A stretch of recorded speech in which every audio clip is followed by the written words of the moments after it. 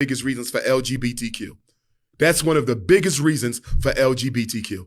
And I'm not against no homosexual or no lesbian. I love all African people, but I reserve the right to disagree with any lifestyle that threatens the survival of the traditional African family. LGBTQ is the new birth control pill. Why do I say that?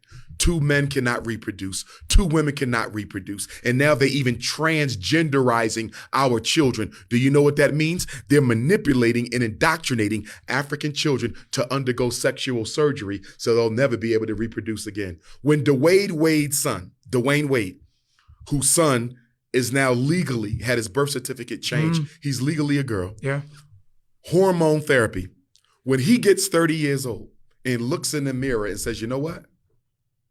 I don't like living like this no more. I want to go back to being what God made me, a man. I want to get a wife and I want to have children. We only got one problem, don't we? Your reproductive is gone.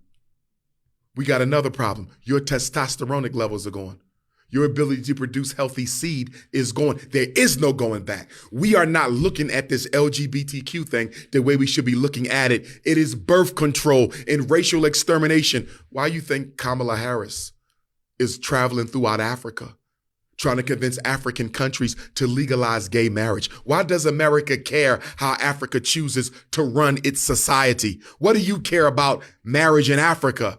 Because if we can invade African culture to the point where we can manipulate African children into same-sex relationships or outright transgenderism, which is the extermination of your bloodline, we can start predicting the reduction of the African population. They'll never be able to get rid of all African people, but they can damn sure make a dent in our numbers. But more than that, they can disrupt the natural, traditional, healthy, cultural way that we live our lives, build our families, and run our societies. LGBTQ is one of the greatest weapons of white supremacy against the survival of African people.